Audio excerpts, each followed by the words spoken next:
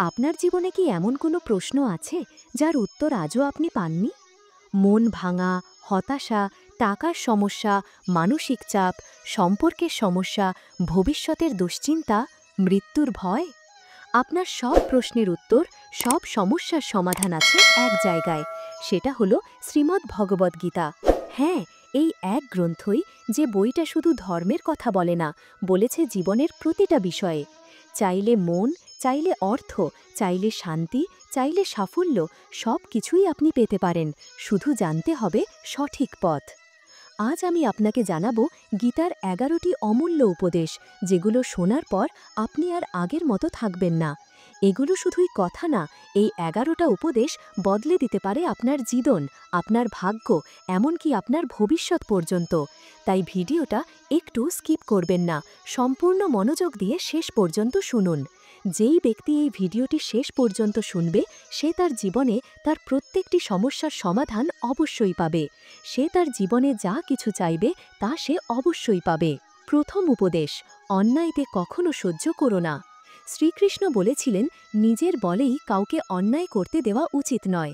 অনেক সময় আমরা বলি, ও তো আমার আত্মীয়, ও তো বড়, তাই সহ্য করি, কিন্তু এটা ভুল। যে আপনাকে কষ্ট দেয় সে নিজের নয়। সহ্য করলেই মানুষ আপনাকে আরও বেশি কষ্ট দেবে। গীতার ভাষায়, যে অধর্ম করে তার বিরুদ্ধেই যুদ্ধ করো। দ্বিতীয় উপদেশ, অতীত বা ভবিষ্যতের চিন্তা নয়, শুধু বর্তমানেই বাঁচো। আমরা দুঃখ পাই অতীত ভেবে আর অসহায় বোধ করি ভবিষ্যতের চিন্তায়। কিন্তু আমাদের হাতে আছে কেবল বর্তমান। গীতায় বলা হয়েছে, জ্ঞানী ব্যক্তি না অতীতের দুঃখে ভোগেন, না ভবিষ্যতের চিন্তায় উদ্বিগ্ন হন। তুমি এখন যা করছো সেটাই তোমার ভবিষ্যৎ তৈরি করছে। তৃতীয় উপদেশ, মৃত্যুকে ভয় নয়, উপলব্ধি করো। শ্রীকৃষ্ণ বলেন, আত্মা কখনো জন্মায় না, কখনো মরে না, দেহ বদলায়, আত্মা নয়। একটি গাছে দুটি পাখি বাস করত।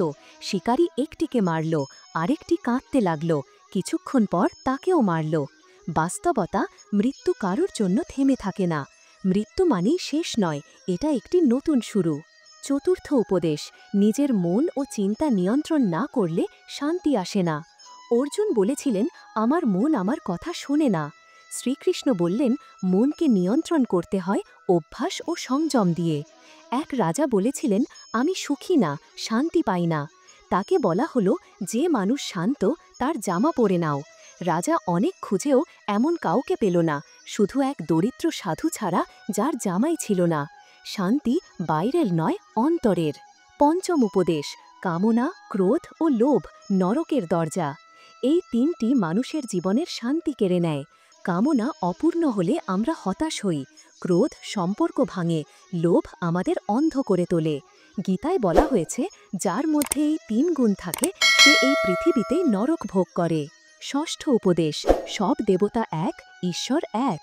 শ্রীকৃষ্ণ বলেন, শিব, বিষ্ণু, ব্রহ্মা, কুবের, অগ্নি সবই আমারই বিভূতি। তাই কেউ কারো ইষ্ট দেবতাকে ছোট করো না। সব পথই এক পরমেশ্বরের দিকেই যায়, বিভেদ নয়, একত্বই সত্য। সপ্তম উপদেশ, সুখের লালসা দুঃখের কারণ। আমরা ভাবি, এটা পেলে আমি খুশি হব, কিন্তু গীতায় বলা হয়েছে, যা শুরুতে সুখের মনে হয় শেষে তা দুঃখ দেয়, আর যা শুরুতে কঠিন মনে হয় শেষে তা সত্যিকারের সুখ দেয়। যত ইন্দ্রিয়ের পেছনে ছুটবে তত শান্তি হারাবে। অষ্টম উপদেশ, একমাত্র ভরসা ভগবান, তিনি সব যোগক্ষেম বহন করেন। শ্রীকৃষ্ণ বলেন, যে ব্যক্তি সমস্ত চিন্তা ত্যাগ করে আমার আশ্রয় গ্রহণ করে, তার সমস্ত দায়িত্ব আমি নিই।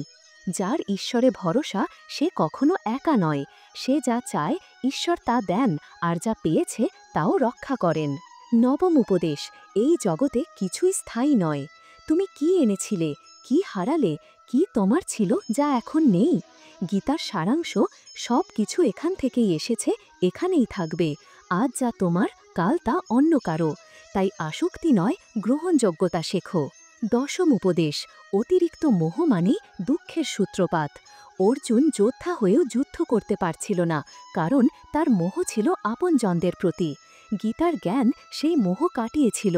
আমরা যখন কারোর জন্য সব কিছু করে ফেলি, তখনই কষ্ট পাই, কারণ তারা আমাদের প্রত্যাশা পূরণ করে না। প্রত্যাশা কম, বাস্তবতা বেশি, এই হলো শান্তির সূত্র।